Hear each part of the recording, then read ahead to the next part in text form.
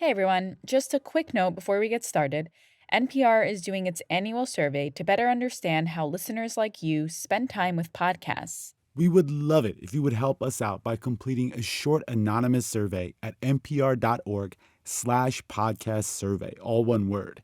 This is your chance to tell us what you like about the show and how we could improve. And we want to hear from everyone. So please go to npr.org/podcast survey. And a note to our listeners, this episode contains depictions of racial violence. Now, on to the show.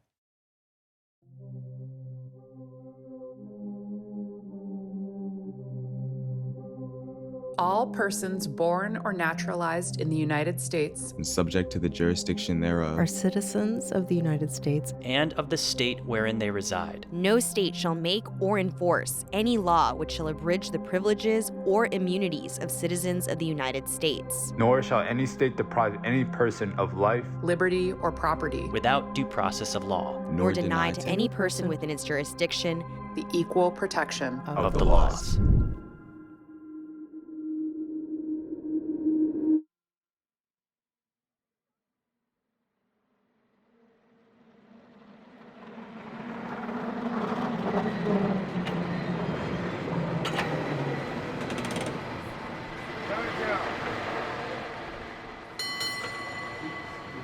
just walking down Grant Street, right through the Chinatown gate. This is Throughline editor Julie Kane, walking in Chinatown, San Francisco, on a cool Sunday afternoon. She's in one of the oldest Chinatowns in the world, a place where Chinese immigrants have been moving to for over 150 years. It takes up about 24 city blocks, winding up and down steep San Francisco hills. So I am walking up Sacramento Street. It is a beautiful day. I'm walking up a hill. You should probably hear my my breathing. It's like a city within a city, and you can feel its history in the sights, sounds, smells, and flavors in every alley, on every corner. Hello. This place has a lot of stories to tell. Sandra.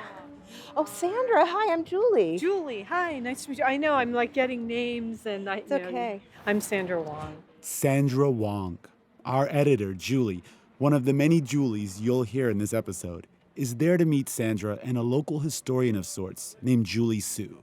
I'm Julie, Diane Sue, and I'm a fourth-generation San Franciscan. Julie Sue is an attorney who grew up in San Francisco.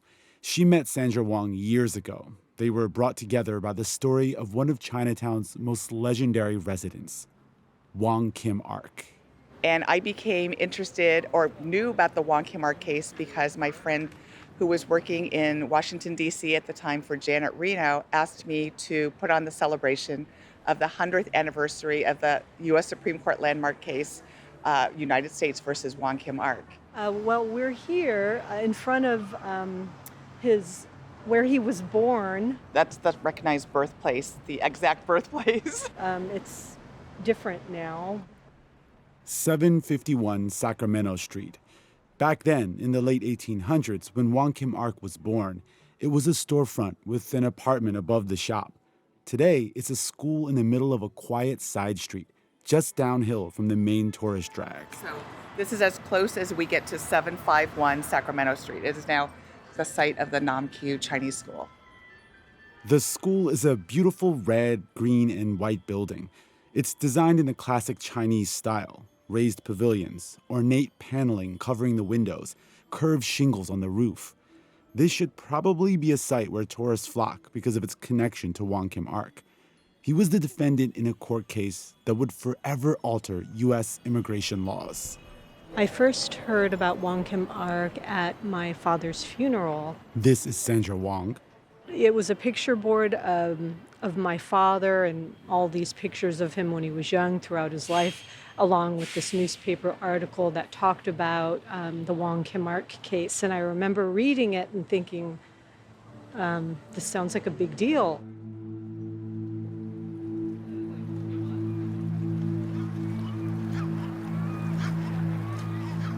Wong Kim Ark, born in San Francisco of parents domiciled there, went to China on a visit. A Upon attempting to land on his return, he was refused the privilege and deprived of his liberty. The United States versus Wong Kim Ark is one of the most important Supreme Court cases in U.S. history, a case that would shape the relationship between immigrants and the U.S. government and further define who gets to call themselves an American. The case came before the Supreme Court on appeal from the judgment of the District Court and was submitted in May 1896 as a test case under the clause of the 14th Amendment of the Constitution. Los Angeles Herald, July 24th, 1898. So what did this have to do with Sandra Wong and her dad? What was his relationship to Wong Kim Ark? There was a lot of things he didn't talk about, and when I remember finding out about it, I'm like, why now do I have to find out? I would have asked all these questions, and I didn't have that opportunity. She became obsessed with learning more about the story her father never told her. She went searching through all the records she could find. Through documents, through the National Archive transcripts. I remember seeing his picture as a little boy and reading about the testimony that he had to go through at his court hearing to enter. After all her research, here's the story she pieced together. Wong Kim Ark brought Sandra's father, Wong Yuk Jim, to San Francisco from China in the 1920s. Wong Kim Ark claimed Sandra's father as his son, but it's possible her dad was his grandson. So this would make Wong Kim Ark my father's grandfather. So that would be my great-grandfather. I feel like it's a bit of a loss because, I wasn't able to talk to my dad about it, and I would have loved to have asked him questions and to hear it through him. I would have loved that. Finding out the truth was bittersweet. And there's a question Sandra still thinks about. Why didn't her dad tell her? There's secrets. I don't know if people don't want to talk about it because of the pain. Various reasons. Maybe there's shame. Pain, shame. Maybe it's because at the center of this story is one troubling fact. Wong Kim Ark, Sandra's great-grandfather, was born in the United States, yet as a young adult, he was prevented from returning to San Francisco, his birthplace, after visiting family in China because of, quote, his race, language, color, and dress. As I read through the files and him going back and forth, and all of a sudden to be told that you don't have a right to come here. I mean, can you imagine how you would feel in just being so incensed? And that would definitely make you fight, I would think. And he did fight. With help from the Chinese American community, Wong Kim Ark's case made it to the Supreme Court. He fought for his right to be here. He fought for what he believed in. He fought for his birthright citizenship, the idea that, with some small exceptions, if you're born in the United States, then you're automatically a citizen. A concept that isn't foreign for many of us. I immigrated to the US from Iran as a child, but my son, who was born in Maryland, is the first person in my entire family to be a US citizen because he was born here. Many of the staff on Throughline are either first, second, or third generation immigrants who have some experience with the complexities of this legal principle. It's easy to think that it's always been this way, but the question of who is an American has always been up for debate. And the answer to that question is always a product of the political, social, and economic realities of when it's being asked. It's an issue that's still contested today. Members of Congress consistently bring up stripping birthright citizenship, so it is a really big deal. The fight is always there. We can never just assume that these rights are going to be there. In 2021, a bill was introduced in Congress to change birthright citizenship. And during the 2016 and 2020 presidential elections, President Trump openly questioned it. We're the only country in the world where a person comes in, has a baby, and the baby is essentially a citizen of the United States for 85 years with all of those benefits. It's ridiculous. That would mean overturning a portion of the Constitution's 14th Amendment. Number one, the 14th Amendment is very questionable as to whether or not somebody can come over, have a baby, and immediately that baby is a citizen.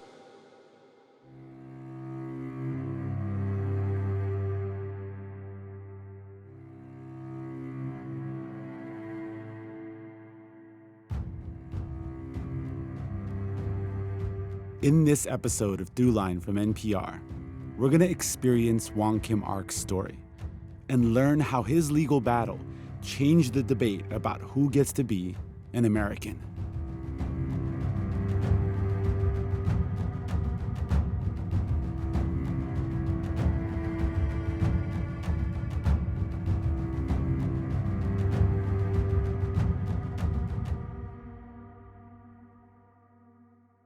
This is Zachary from Longmont, Colorado, and you are listening to Throughline from NPR.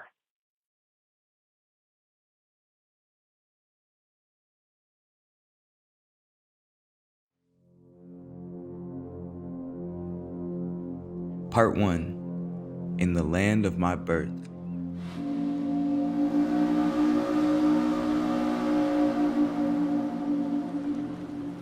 In August of 1895, a ship called the SS Coptic approached the coast of Northern California. On that boat was a passenger from San Francisco, a young man returning from visiting his parents' homeland of China. That steamship journey took about a month, and he would have ridden in steerage near the engine room, which is where most of the Chinese immigrants traveled. He was a cook named Wong Kim Ark. He would have slept on a bunk, crammed in with everyone else on steerage, and they overcrowded these boats. It would have been certainly a fairly squalid way to travel and very difficult in terms of limited food and water. I think when he saw San Francisco Bay emerge out of what was likely the foggy morning, he must have been thrilled to think, I'm finally back home and I can get off this boat and go back to my home in San Francisco. But that's not what would happen.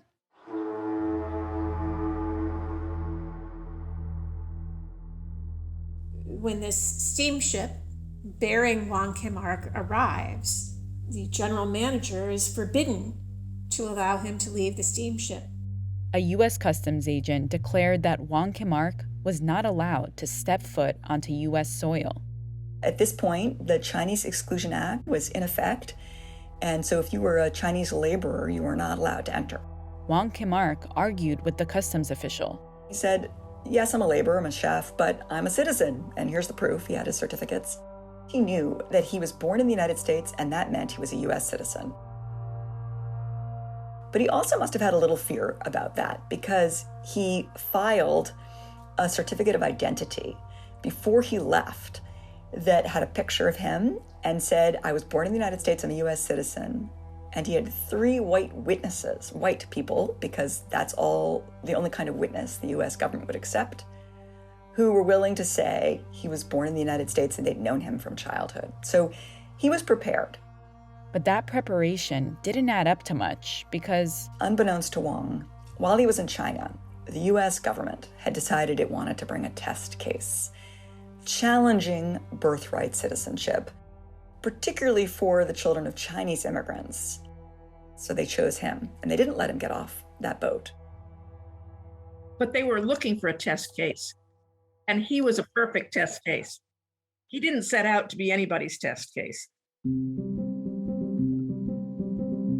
That ever since the birth of said Wong Kim Ark at the time and place herein before stated and stipulated, he has had but one residence, to wit, a residence in said state of California in the United States of America, and that he has never changed or lost said residence or gained or acquired another residence, and there resided claiming to be a citizen of the United States.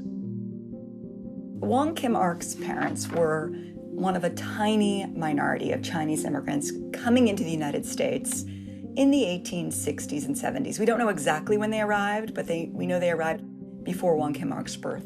This is Amanda Frost.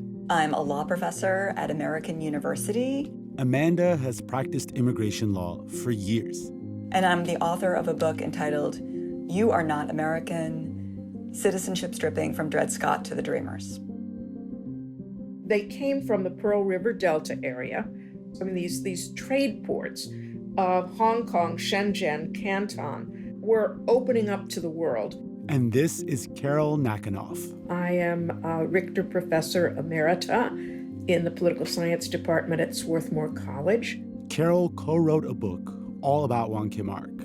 The name of the book is American by Birth, Wong Kim Ark, and the Battle for Citizenship. Wong Kim Ark's parents, Wei Li and Wang Si Ping, came to the United States like many Chinese immigrants looking for work. Most of these immigrants were men coming to build the railroads, or to work as agricultural field hands, or to search for gold in the Sierra Nevada mountains. Wong Kim Ark's parents did something different. They were engaged in provisioning. They were merchants. They opened what was basically a grocery store in San Francisco. They were largely servicing a Chinese clientele. And at some point in the early 1870s, the records aren't totally clear, they welcomed a new baby into the world, Wong Kim Ark. He later told immigration inspectors he was born in the middle room on the second floor at 751 Sacramento Street in Chinatown, in the residential apartments over his parents' store. All the time he was in the United States, he lived within about a quarter mile of the place where he was born.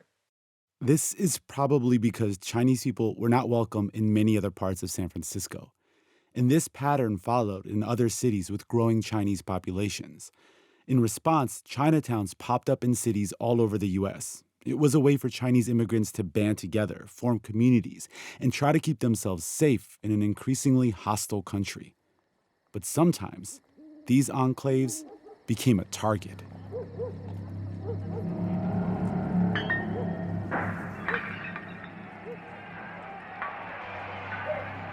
On the evening of October 24th, 1871, in Los Angeles, an angry group of white men descended upon a neighborhood where some of the city's very small population of Chinese residents lived. And they dragged men from their beds and hung them and shot them and stabbed them and stole from them. And out of this tiny population, 18 men were lynched that night. Many historians believe it's the biggest mass lynching event in American history. So this was a shocking event, I'm sure, for Wong Kim Ark and his family. And I assume they must have heard about it because, of course, they were living in Chinatown in San Francisco in the same state and not so far away. And maybe they thought, this can't happen here. San Francisco was much bigger, more cosmopolitan, and had a much bigger Chinatown. But if that's what they thought, they were wrong, because in 1877, a very similar attack, pogrom, racial pogrom, occurred in San Francisco in Chinatown. In what started as a labor strike, a group of angry men, driven by the idea that Chinese immigrants were taking their jobs by working for less, marched towards Chinatown and started setting buildings on fire. They killed 4 men that night. It must have been terrifying. Anti-Chinese violence had landed on the doorstep of Wong Kim Ark's family. Eventually, they packed up their store and moved back to China. We don't know exactly why Wong Kim Ark's family left, but we can imagine that pogrom, that attack on the Chinese population in the few blocks where they lived must have terrified them and been part of the reason they left.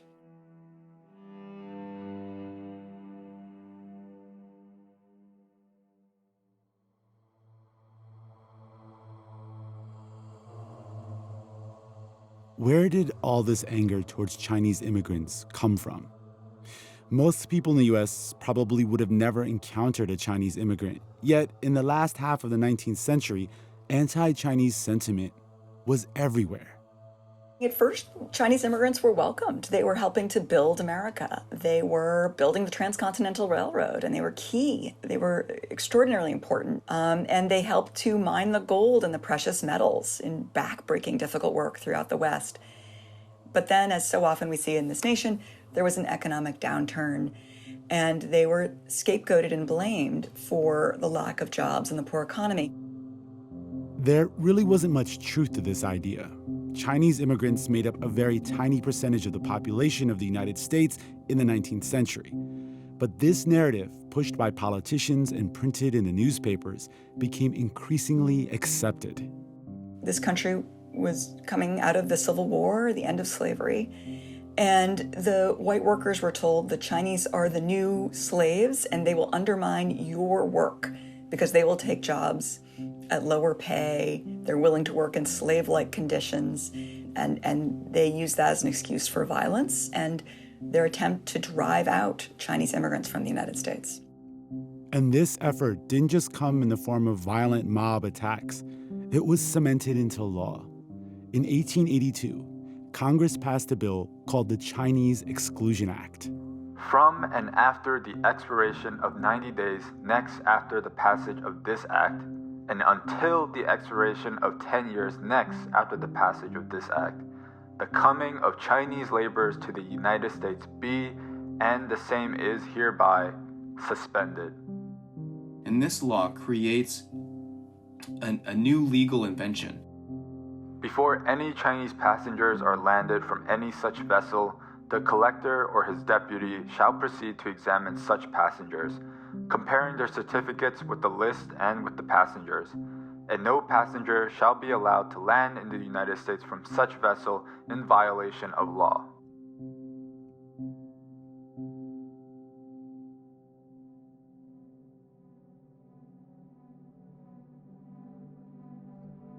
It creates a racial distinction that says that the Chinese are a different race which should not be allowed to immigrate or naturalize. There are some exemptions built into the law which provide exemptions for like students and diplomats and merchants. This is Jason Oliver Chang. I'm associate professor of history and Asian American studies at the University of Connecticut. Jason says that as soon as the law passed, customs officials around the country began looking for Chinese laborers who might be in the U.S. in violation of the law. They would inspect their hands to see if they were calloused and say, are you really an upper-class merchant or are you a laborer who's pretending? And so they would have these very, demeaning, humiliating kinds of approaches to really enforce the racial rule of the land. There was a sense, too, that the Chinese couldn't assimilate, and that Chinese immigrants weren't willing to assimilate. So we had these constant kinds of battles for the lived reality of citizenship. The Chinese population was forced by laws as well as social conventions to live in isolated ways, to live in Chinatowns, in ethnic enclaves. The children were barred from attending schools. Anti-miscegenation laws barred marriage. The federal law barred Chinese immigrants from becoming citizens. There was also the Page Act, which barred all Chinese women, except for the wives of merchants, from entering the United States. There was also the Geary Act that required all Chinese immigrants to constantly walk around with identification papers. So there was this sense that the Chinese wouldn't assimilate, but of course it was the laws and policies and practices of the nation that made it so difficult for them to assimilate. But that also made it easy to view them as others, as people who are not like us. These were important messages that also aligned with a broader kind of sense that the West was for white people. And for many Chinese people in the U.S., the message was clear. Their job in the United States was over. Their introduction for the railroads was over.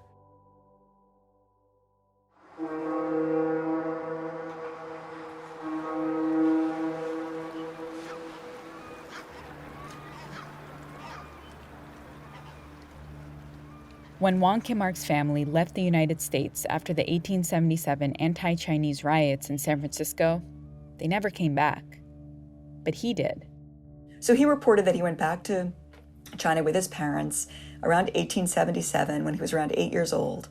He came back, he said, at age 11 with an uncle, and he began working as first like a dishwasher and then a cook, first in the mining communities in the Sierra Nevada mountains and then later in Chinatown. It must have been a very rough life for him. He was clearly not being educated at that point, if he ever got much education. And also it must have been very lonely. He had come from a small village, Ongsing Village, where he'd been living with a younger brother and his parents. And now he was back in the United States, a country he did know well, having grown up his first 8 years in the United States, but he hadn't been for several years, and he was in a strange new community working. It must have been a lonely and isolating time for him there, too. We also know from a picture where he's wearing sort of a smock and his hair is standing up on end. And you realize, that he probably didn't have a lot of opportunities to shower. He was working probably hot, difficult, hard jobs as a chef in a kitchen. So that gave you a sense, too, of the hardships of his life. He lived in the United States until he was about 20, when he went back to China because he wanted to find a wife. He wanted to get married. Something that would have been really challenging in the US because there were so few Chinese women and because Chinese men were legally barred or socially discouraged from marrying outside their race. So he really had no choice but to go back to China and get married, and indeed he did. He went back and married a woman named Yi Shi, who was about 17 years old. And he got married to her, and she moved in with his mother and brother in Ongsing Village in Guangdong Province in China. But he didn't stay long. After several months, he returned to the United States to work. And he repeated this process again a couple of years later, going back to China to visit his wife and his growing family. But in 1895, on what he must have expected to be another uneventful trip from China to San Francisco, I'm sure he thought it would go smoothly because he'd landed back in the U.S. Twice before, once in the last 5 years, and he'd been admitted as a U.S. citizen. He had no idea that he would soon be stuck on a steamship off the coast of California, within sight of his hometown, told by his own government that he was not allowed back into the country of his birth, that all of a sudden, he was not a citizen. And they basically claimed that if your parents were not citizens, then even if you were born in the U.S., you were not a citizen of the United States, and you could be barred entry or deported from the United States.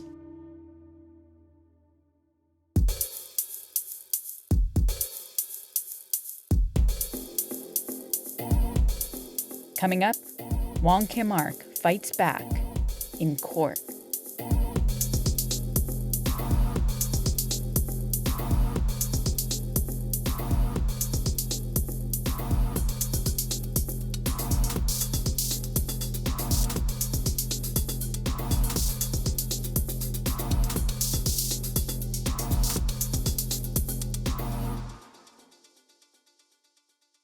Hi, I'm Jade Wynn. I'm in Stanford, California, and you're listening to Throughline from NPR. This message comes from NPR sponsor MassMutual. Talking about your future can be uncomfortable. Whether it's about how expensive college is going to be for your children, or realizing how much you need to save for retirement, or figuring out how to plan for the unexpected, or anything to do with life insurance, it can be overwhelming. But you don't have to do it alone. MassMutual can help you plan for all the important moments in life, so you can protect all the important people in your life. Talk to MassMutual today. Feel comfortable about tomorrow.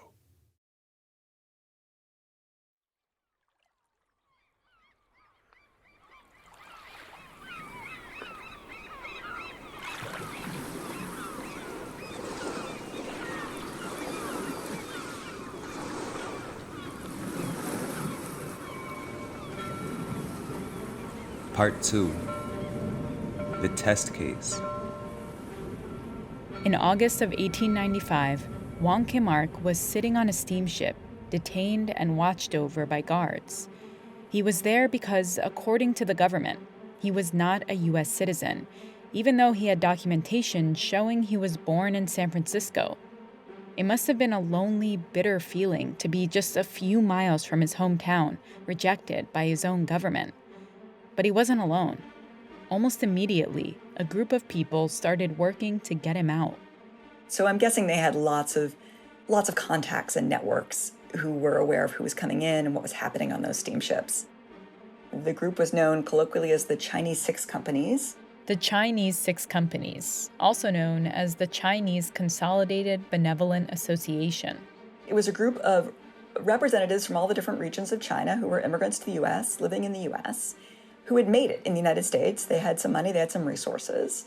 And when the Chinese Exclusion Act went into effect, they mobilized. And they said, we are going to fight back. They frequently hired lawyers, white lawyers, to help Chinese laborers who were subject to deportation under the law. And so the Chinese six companies hired a lawyer for Wong Kim Ark, a well-known lawyer named Thomas Riordan, and he files a habeas petition on Wong Kim Ark's behalf. A petition for a writ of habeas corpus was filed on behalf of Wong Kim Ark, alleging that said Wong Kim Ark is unlawfully confined and restrained of his liberty on board of the steamship Coptic and prevented from landing into the United States. So while Wong Kim Ark sat imprisoned on the steamship, his case headed to a California district court. The question to be determined is whether a person born within the United States, whose father and mother were both persons of Chinese descent and subjects of the Emperor of China, but at the time of the birth were both domiciled residents of the United States, is a citizen. The district court was faced with a monumental decision, one that hinged on a single sentence in the 14th Amendment of the Constitution. 14th Amendment, Section 1. All persons born or naturalized in the United States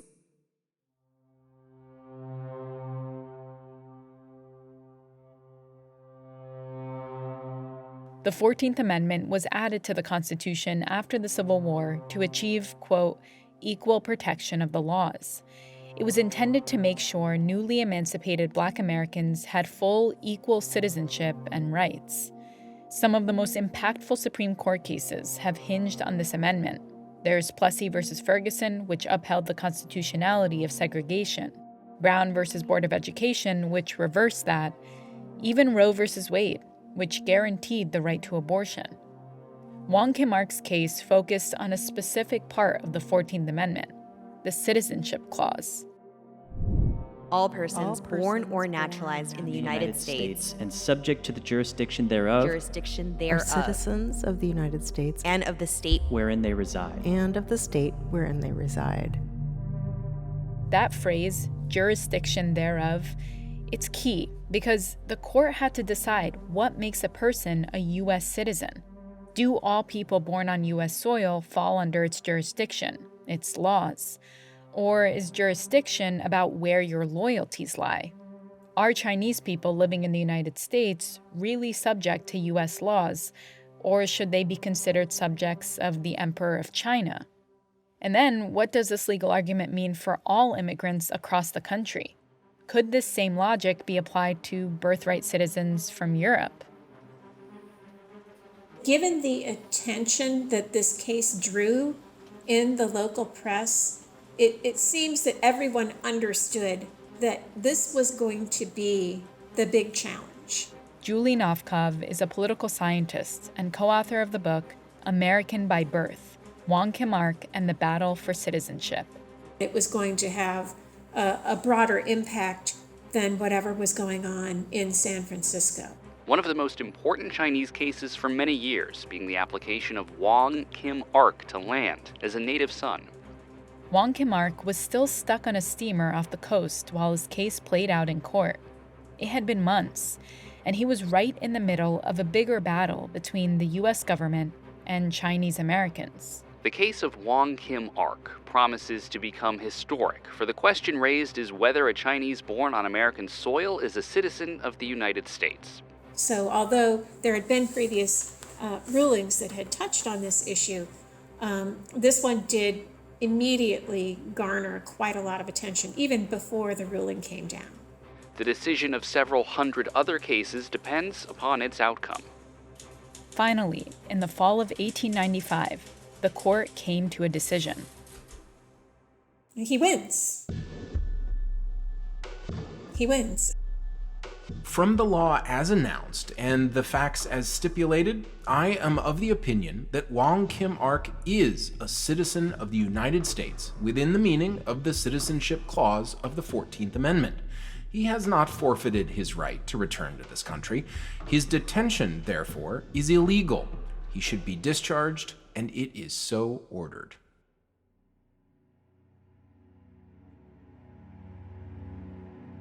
The experiment of blending the social habits and mutual race idiosyncrasies of the Chinese laboring classes with those of the great body of the people of the United States has been proved by the experience of 20 years to be in every sense unwise, impolitic, and injurious to both nations. Wong Kim Ark was technically free, but his victory was short-lived. So the government doesn't give up, but the government immediately says, we're appealing this. And in fact, Wong Kim Ark is only allowed off that steamship because he posted a $250 bail. And those records are lost to history, but I'm guessing that the Chinese 6 companies produced that $250. He was kept for 4.5 months, and he was only released on January 3rd, 1896. The government appealed the case up to the Supreme Court. They did this because they wanted to enforce and expand the Chinese Exclusion Act. Even the president at the time, Grover Cleveland, was in full support of excluding Chinese immigrants. This has induced me to omit no effort to answer the earnest and popular demand for the absolute exclusion of Chinese laborers having objects and purposes unlike our own. So the government did it. It appealed the case all the way up to the U.S. Supreme Court. And the Solicitor General, the lawyer who represents the government in front of the Supreme Court, was right out of central casting. A man named Holmes Conrad. And Holmes Conrad was tall, patrician. He looked like exactly the kind of person that could be trusted to convey the law clearly and accurately to the justices. His reputation at the time was that he was an excellent lawyer, an excellent representative of the U.S. government. But if you dig a little deeper into the background of Holmes Conrad, you see some really interesting personal details. Holmes Conrad came from a prominent slave-owning family. He had spent the Civil War as an officer, fighting for the Confederacy. And here's some nice irony for you. Because he fought for secession during the Civil War, Conrad actually had his citizenship revoked. So for at least a little period of time, a short period of time, Holmes Conrad too was not a citizen of the United States. He wouldn't have been able to vote or hold office. It's interesting to think that, at least for a brief period of time, he shared this issue with Wong Kim Ark about whether he would be considered a citizen of the United States. Meanwhile, Wong Kim Ark, after being detained those horrible 4 months on ships, was back to his hardscrabble life in San Francisco. He was earning money and sending it to his wife and kids in China. And all the while, the government was trying to beat him in court, questioning his citizenship. Yet, behind the scenes, he's got an all-star, high-powered legal team on his side, paid for by the Chinese 6 companies. They had lawyers on retainer. Some of these lawyers were extremely well positioned. Some of them had positions in the federal government. Some of them had argued before the Supreme Court.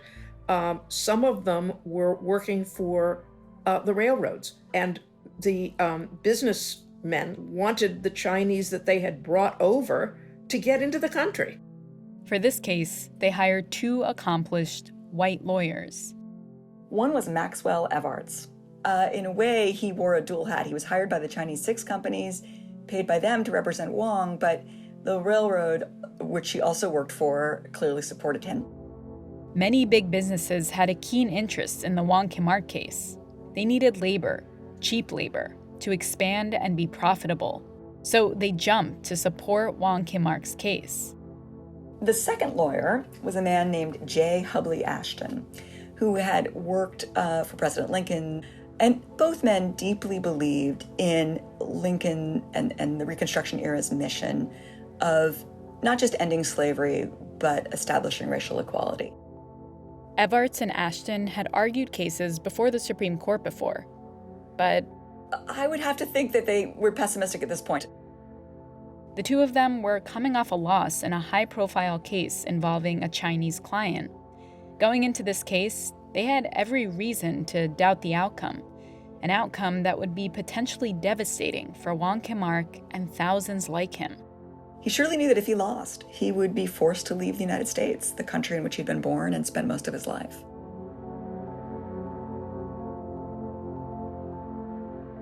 Coming up, Wong Kim Ark heads to the Supreme Court.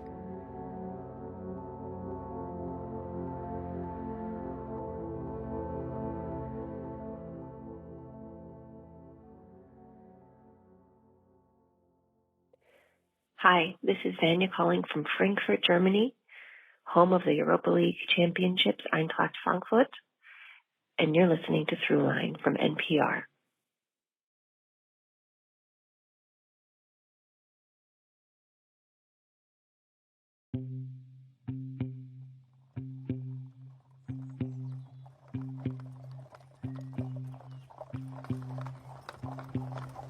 Part 3. Jurisdiction thereof.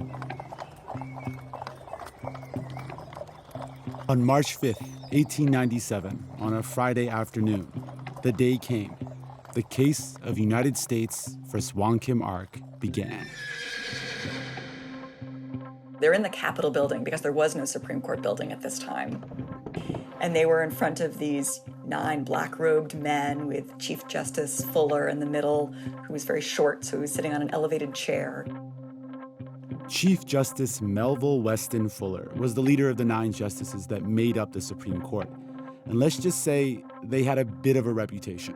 The Fuller Court is known among constitutional scholars as one of the most racist iterations of the Supreme Court that has existed across the span of American history. They're responsible for Plessy versus Ferguson, responsible for building the infrastructure that supports the development of Jim Crow in the South in the 20th century. And they actively, in some cases, support white supremacy and white supremacists.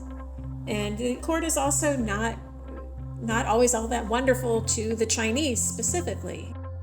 Many members of the court were on record as being hostile to Chinese immigrants.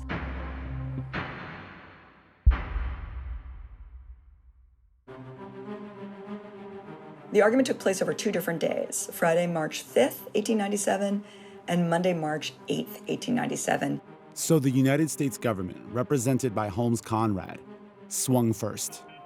He would have argued, as he did in his brief, that the 14th Amendment, which guarantees citizenship to all born in the United States, has a caveat, or he would have said an exception, which is only those who are born in the United States and who are subject to its jurisdiction are automatically birthright citizens of the United States. Though case turned upon the meaning of the language, subject to the jurisdiction thereof, jurisdiction being of 2 kinds, territorial and political. And so Holmes Conrad would have grasped on to that language and said, well, Wong Kim Ark, sure, he was born in the United States, we can't refute that. But we do not think he was subject to the jurisdiction of the United States because his parents were loyal to the Emperor of China, and so was their son by sort of automatic transmission. And so that means the son cannot automatically acquire citizenship based on birth. That was the first piece of Conrad's argument. But then he made a bigger, bolder claim. Also said to the Supreme Court that the 14th Amendment to the U.S. Constitution is itself unconstitutional. And his reason for that was he said the South was coerced into ratifying the 14th Amendment in 1868, and therefore it was never validly a part of the Constitution. And we can see in that argument, of course, that he's trying to litigate the Civil War. He's trying to say the Reconstruction Amendment should not be law. We should turn back the clock. Conrad was making this argument in 1897 in front of the Supreme Court, over 30 years after the ink on the 14th Amendment had dried. And in fact, the lawyers for Wong Kim Ark call him on that. And they say in their brief, this nation spilled so much blood to fight for the end of slavery and to establish the 13th and 14th and 15th Amendments and change our nation and change our Constitution. And you should not accept the argument that these amendments are invalid. The government made its argument. Then it was Wong Kim Ark's lawyers' chance to counter.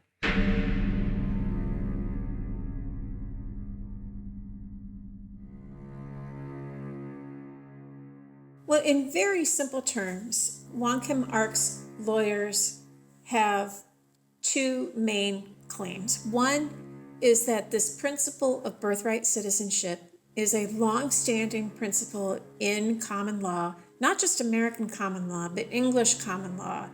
Their second claim is that this common law principle was adopted in the 14th Amendment. And therefore, if you look at the history of this principle, If you look at how it has played out over time, if you look at what the 14th Amendment was attempting to do and how discussions around it unfolded, and then you look at subsequent developments in lower federal court cases and a couple Supreme Court cases, there's plenty of grounding there to support the idea that the descendants of Chinese born in the United States are entitled to birthright citizenship. Millions of immigrants from Europe and around the world had moved to the U.S. in the 19th century. They were encouraged to come and populate the West through laws like the Homestead Act. And their children who were born here were de facto citizens. They could vote, at least the men could, start companies, and they were making up more and more of the population. So the Supreme Court was suddenly having to address a fundamental issue. If the sons and daughters of Chinese are not citizens, then what of the sons and daughters of the English, the Irish, the Germans, the French, other people who have come to the United States? If you are not a citizen upon being born on this soil, then none of those others are citizens either. That principle is universal. And if you undercut it for the descendants of Chinese, you're basically undercutting the foundations of quite a few American citizens.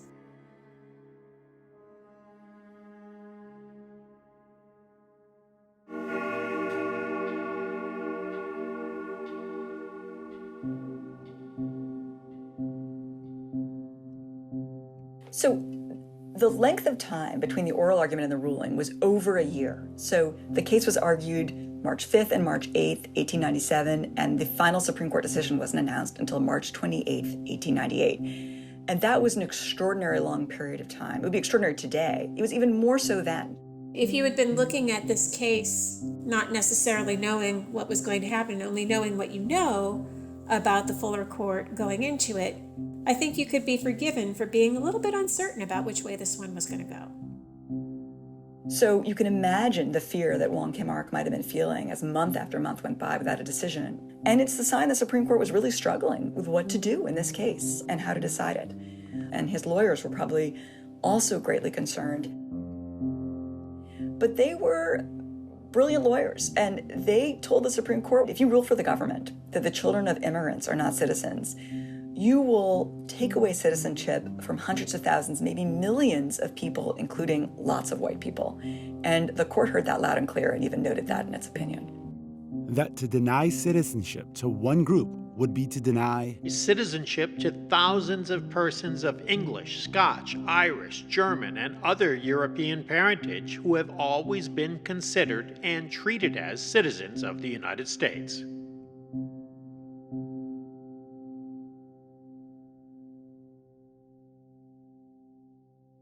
It took over a year, but finally, the Supreme Court issued a ruling in the case of U.S. versus Wong Kim Ark.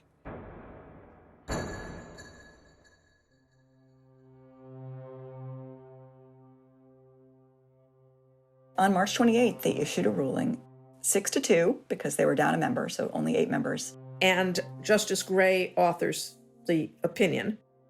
And he finds that Wong Kim Ark and all others similarly situated are indeed entitled to birthright citizenship.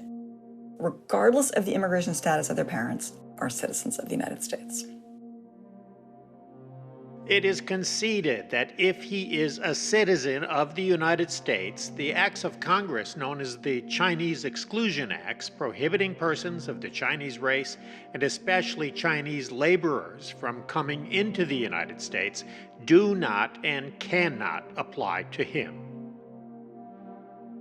The fact, therefore, that acts of Congress or treaties have not permitted Chinese persons born out of this country to become citizens by naturalization cannot exclude Chinese persons born in this country from the operation of the broad and clear words of the Constitution. All persons born in the United States and subject to the jurisdiction thereof are citizens of the United States. Justice Gray.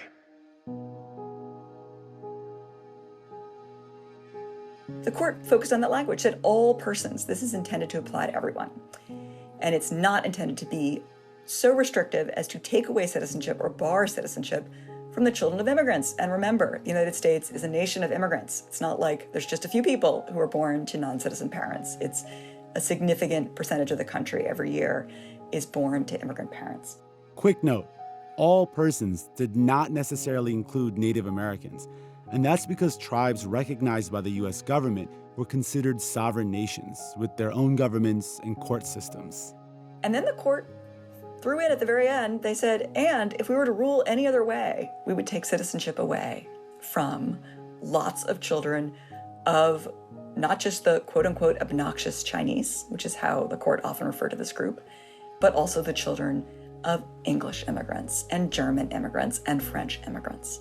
The court ruled that citizenship is determined by whether or not someone is born on U.S. soil, not by blood or race. That, I think, also pragmatically led them to say, no, Wong Kim Ark, we're ruling for you, not so much because we're sympathetic to children of Chinese immigrants, but because we can't undo the citizenship of the children of immigrants in this country.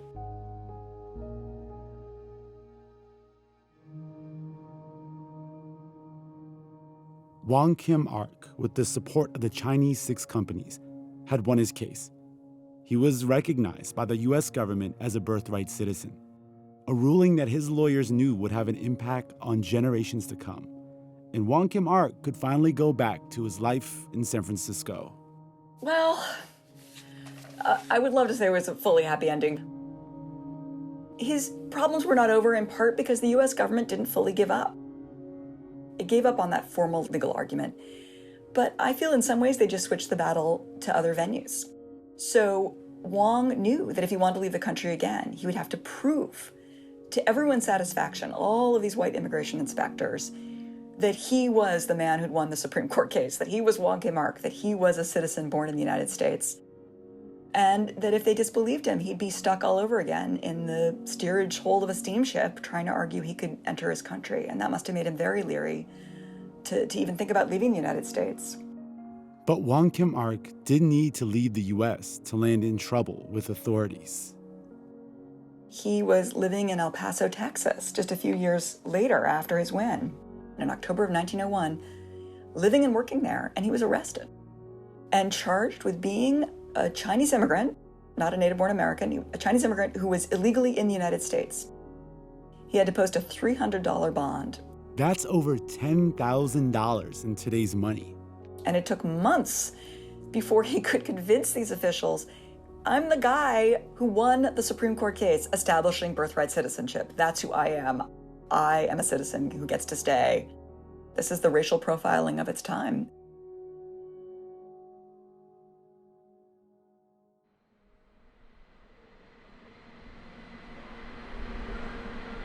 Today, on the corner of Jackson Street and Grant Avenue in San Francisco, you'll find a huge mural depicting the faces of some famous Asian American people. In the bottom is an image of a 20-something Wong Kim Ark.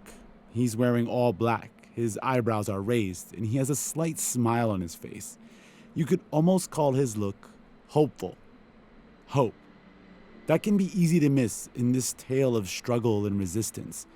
But the truth is, Wong Kim Ark, decade after decade, continued to live his life between his homeland, the United States, and where his wife and children lived, China. He was even able to bring some of his offspring to live in the U.S. Including Wong Yuk Jim, who arrived in 1926, age 11, just a little boy.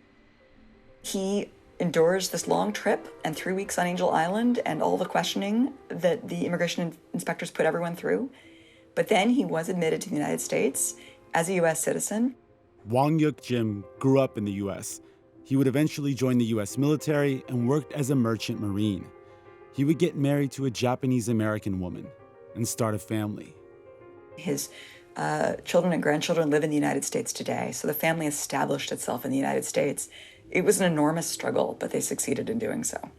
Wong Yuk Jim would name one of his daughters Sandra Wong, Wong Kim Ark's great-granddaughter.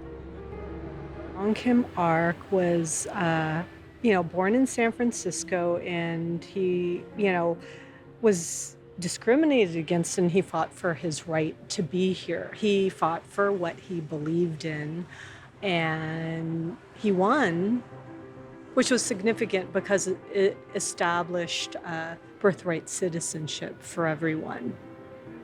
And what is birthright citizenship? To me, to the regular person, if you are born here, you are a citizen. Wong Kim Ark would go back to visit China one last time in 1931. He was in his 60s. He never came home to the U.S. It isn't just on that street in Chinatown that Wong Kim Ark's image looms large. The ruling in the U.S. versus Wong Kim Ark has remained firmly in place, even though it has and will continue to be challenged. Wong Kim Ark's fight for recognition may not have made his life that much easier, but his sacrifices cleared a path for his descendants and for the descendants of millions of others. For my son, whose rights as a citizen are secured by birth. For the millions of others whose rights are secured by the soil and not by their skin color or ethnicity. And he helped make real the aspirational language of our nation's founding document.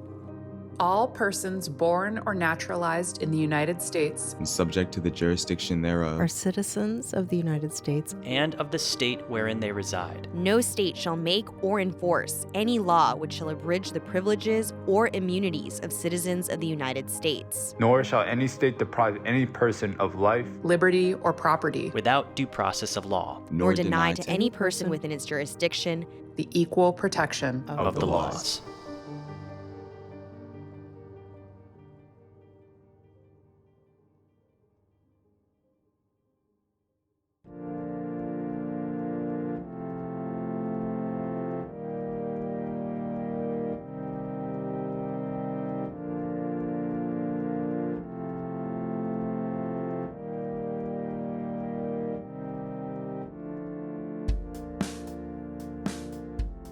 That's it for this week's show. I'm Ramtin Arablouei. I'm Randa Abdel Fattah, and you've been listening to Throughline from NPR. This episode was produced by me. And me, and Lawrence Wu, Lane Kaplan-Levinson, Julie Kane, Victor Ibeez, Anya Steinberg, Yolanda Sanguini, Casey Miner.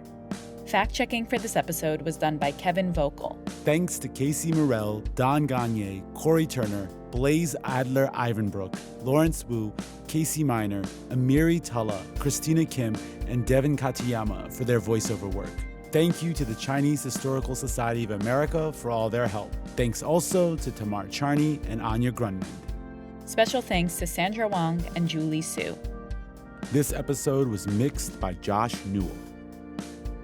Music for this episode was composed by Ramtin and his band Drop Electric, which includes Naveed Marvi, Sho Fujiwara, Anya Mizani. And before we go, NPR is doing its annual survey to better understand how listeners like you spend time with podcasts. We would love it if you helped us out by completing a short anonymous survey at npr.org/podcast survey, all one word. This is your chance to tell us what you like about the show and how we can improve. And we want to hear from everyone.